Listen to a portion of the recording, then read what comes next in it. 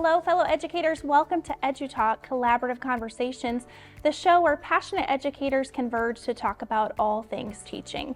In almost every episode of EduTalk, we delve into an insightful educational research study and hear from a dynamic panel of educators who discuss the study and then translate the findings into tangible tools for our everyday endeavors in education.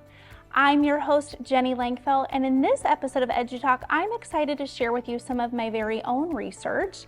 I'm so thrilled that you are joining us today. You are an important part of this growing community of empowered educators. Let's transform education one conversation at a time.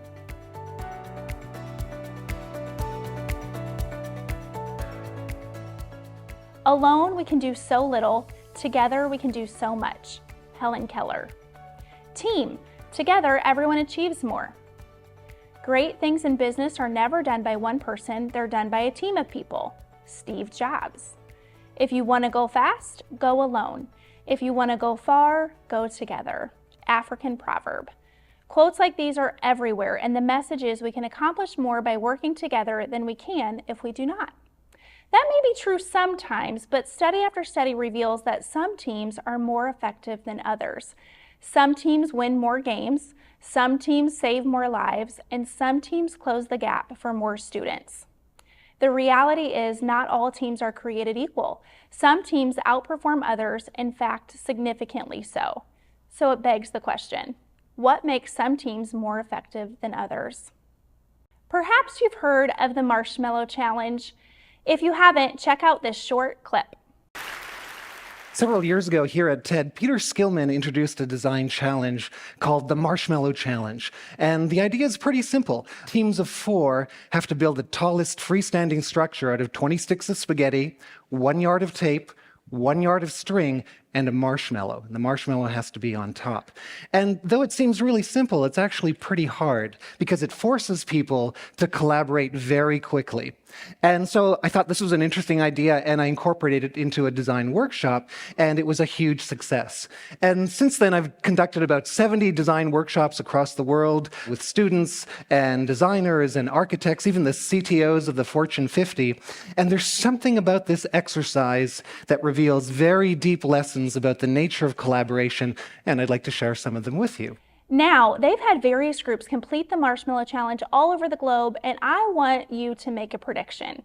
Out of business school students, CEOs, kindergartners, and lawyers, who do you think built the tallest structures? If you're watching online, put your prediction in the chat box. All right, let's see if you're right. So the capacity to play and prototype is really essential, but let's look at how different teams perform. So the average for most people is around 20 inches, business school students, about half of that, lawyers, a little better, but not much better than that, kindergartens, better than most adults. Who does the very best?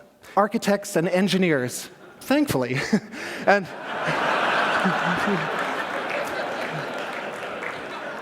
39 inches is the tallest structure I've seen. And why is it? Because they understand triangles and self-reinforcing geometrical patterns are the key to building self-reinforced stable structure. The kindergartners outperform CEOs by 18%, lawyers by 73%, and business school students by 160%. Surprised? Now, the fact that kindergartners do better than business school students, lawyers, and CEOs may be a little hard to swallow. How can that possibly be? Well, it turns out that it's not the individual skill level of a team member that makes a team great or effective. Rather, it's the interactions of the team that are really important. It turns out that the kindergartners are not more successful in this challenge because they are smarter than the other groups, but because they work smarter than the other groups. I highly recommend watching the complete video. It's a concise 7-minute presentation that really provides some enriching perspective on optimizing team performance. That discovery aligns well with the insights Google uncovered in their comprehensive study, Project Aristotle. In 2012, they looked at 180 teams over the course of 2 years. And before I tell you what they discovered, it's really important to understand what Google's definition of a work group and a team are. So in this study, a work group are people with whom you interact with on a daily basis, but you don't need one another to be successful in your role. And in this study for Google, a team is a highly interdependent entity where they need each other to complete their work. Now, when Google embarked on its quest to understand what makes some teams outperform others, it naturally began by scrutinizing the individual attributes of team members. They explored an extensive array of 250 attributes, postulating that personal details might hold the key to team success. These included shared hobbies, similar educational backgrounds, and social interactions outside of work.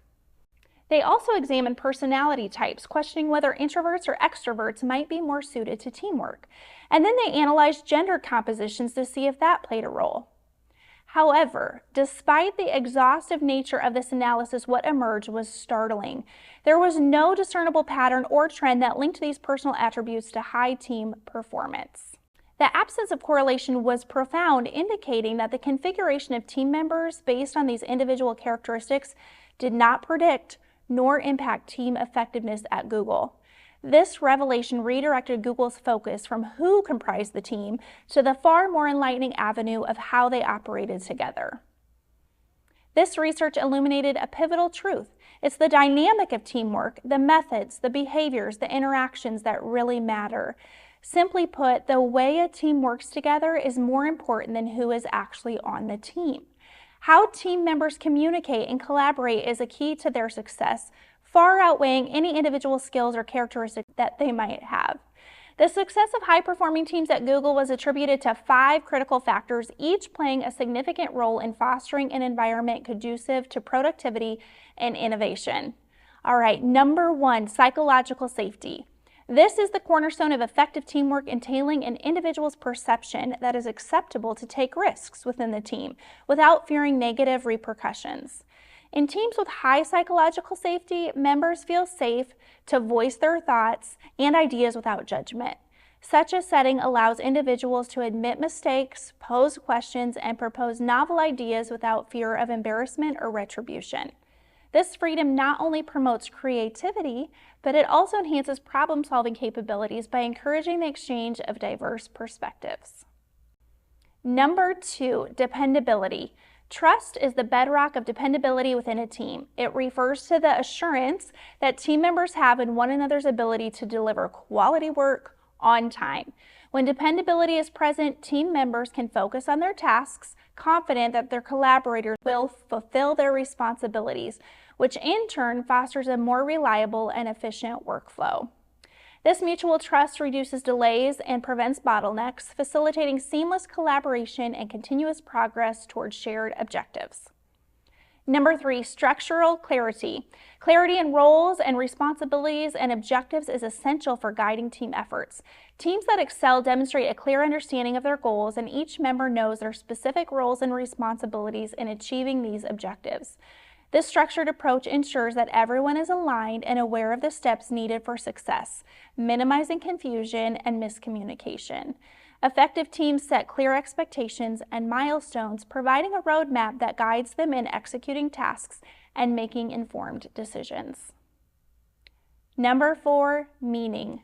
Purpose fuels motivation and engagement within a team. When team members perceive their work as meaningful and aligned with their values, they're more committed and invested in the team's success. Understanding the significance of their contribution and how it impacts the overall mission of the organization empowers individuals to put forth their best effort, enhancing both individual and team performance.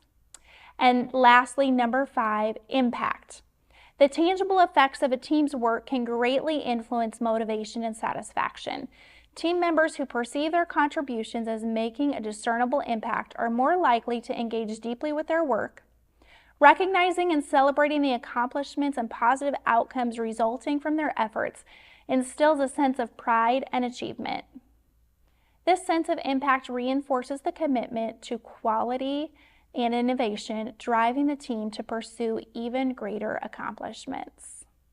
By mastering these 5 elements, high-performing teams at Google not only achieve their goals, but also create an environment where every member is encouraged and enabled to contribute their best. Okay, so we're just going to take a few moments and we're going to pause for some self-reflection. We're going to think about the current work environments that we work in and the team dynamics that we serve with. This is an opportunity to assess and identify where your team stands in terms of group functionality and to pinpoint the elements that are contributing to your success. All right, so let's consider the following questions. Number 1, when you think about the people with whom you work, do you function more like a work group or as a team? Remember, the definition of a work group are people with whom you interact with on a daily basis, but you don't need one another to be successful in your role. Whereas according to Google study, a team is a highly interdependent entity where they need each other to be successful. So that's question 1. Question 2, which of the 5 factors of high-performing teams at Google are present in your team? Evaluate your team's current standing against the 5 key areas identified by Google: psychological safety, dependability, structure and clarity, meaning, and impact. Reflect on which of these elements are already a part of your team dynamics and evaluate how they play a role in enhancing your team's success. And then lastly, how do you or how can you foster psychological safety in your team? Psychological safety is pivotal for fostering an innovative and open work environment. Consider specific strategies you might already employ to cultivate this, perhaps encouraging open dialogue, celebrating diverse ideas, allowing for mistakes as a learning process, and promoting a non-judgmental atmosphere. Identify additional actions you could take to further develop this crucial aspect within your team. By thoughtfully engaging with these questions, we can gain significant insights into our own team dynamics and determine actionable steps to enhance cohesiveness and performance.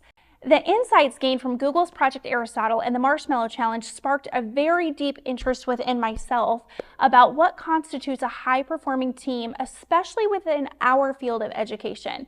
So as a result, for my dissertation, I explored the relationship between leadership and team dynamics in educational settings.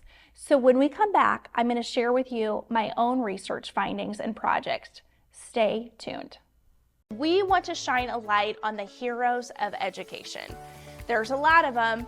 Do you know an educator who's making a positive impact in their school, community, or district? You can recognize them by nominating them for our monthly Educator Spotlight. Each month we will feature one inspirational educator who's altering the academic landscape for the better. In other words, they're making a difference. Help us celebrate their exceptional contributions to learning and leadership by nominating them today.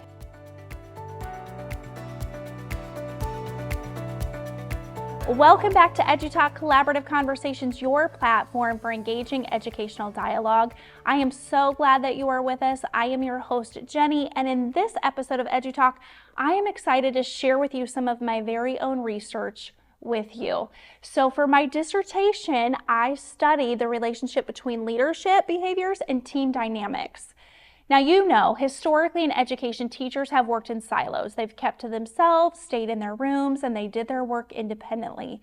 Teachers taught all day long, probably with their doors closed, and then at the end of the day, or perhaps during their plan time, teachers venture out of their classroom to make copies and refill their coffee cups.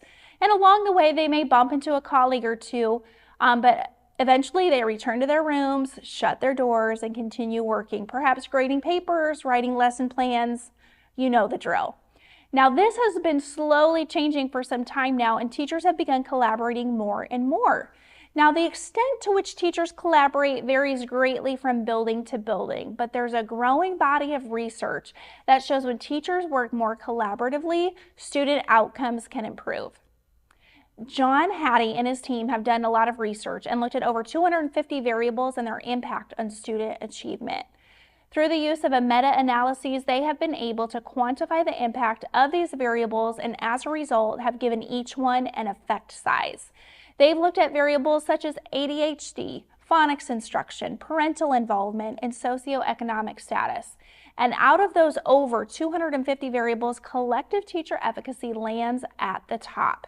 Collective teacher efficacy has an effect size of a 1.36, which is huge.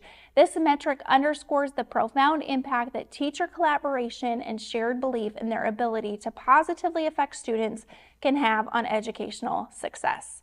This finding is pivotal as it emphasizes the importance in fostering collaborative cultures within educational institutions to drive meaningful improvements in student learning and achievement. Research has consistently shown that when teachers possess a strong sense of collective efficacy, it leads to improved student performance, as it enhances teamwork, commitment, and a persistent pursuit of excellence. Over time, as educational paradigms shift towards more collaborative and innovative practices, the role of leadership has likewise shifted in the last 2 decades from being autocratic to collaborative, from task-oriented to people-oriented. And at the turn of the 21st century, managers were the primary decision makers, and they told their employees what to do. However, now more than 2 decades later, leaders should and are taking a more collaborative approach in decisions are being made from within rather than solely at the top. Leadership plays a crucial role in shaping the dynamics and success of any educational institution. Research highlights the undeniable influence of effective leadership in optimizing team performance. This transformation is vital for unleashing the complete potential of any team, particularly within educational settings where collaboration acts as a catalyst for innovation and academic excellence. Building principles in particular are recognized as crucial influencers, second only to the teacher in terms of impact on student learning. When principals execute their roles effectively, they establish a stable, predictable, and supportive foundation for a high-performing school. Principals are uniquely positioned and have the potential to orchestrate and foster the conditions in which many variables come together to produce a synergistic and significant impact on student learning. In schools where collective teacher efficacy is high, students achieve at higher levels. Therefore, principals would be wise to intentionally develop, foster, and build collective teacher efficacy in their team of teachers. The problem is that it's not clear what leadership behaviors have the greatest impact on collective teacher efficacy. Enter my dissertation. Therefore, the purpose of my study was to explore this relationship between empowering leadership behaviors exhibited by school principals and collective teacher efficacy. The first research question to my study that I sought to answer was, to what extent do first-year teachers perceive that their building principles exhibit empowering leadership behaviors? To answer that question, participants responded to 38 behavioral statements on the Empowering Leadership Questionnaire. Participants indicated on a 5-point Likert scale the frequency, never, sometimes, about half the time, most of the time, and always, with which they thought their building principle exhibited each leadership behavior. The 38 behavioral statements are divided into 5 categories: leading by example, participative decision-making, coaching, informing, and showing concern/interacting with the team. Leading by example refers to a set of behaviors that show the principal's commitment to his or her own work and the work of their teachers. Coaching refers to a set of behavior that educates team members, builds their capacity, and helps them become self-reliant. Participative decision-making refers to a leader's use of team members' information and input when making decisions. Informing refers to the leader's dissemination of building-wide information such as the mission, philosophies, and other important info. Showing concern and interacting with the team is a collection of behaviors that demonstrate a general regard for teachers' well-being and incorporates behaviors important when interacting with teachers. So before we look at the correlation, aka the relationship between these categories and collective teacher efficacy, I want you to predict which one or ones you think has the strongest relationship.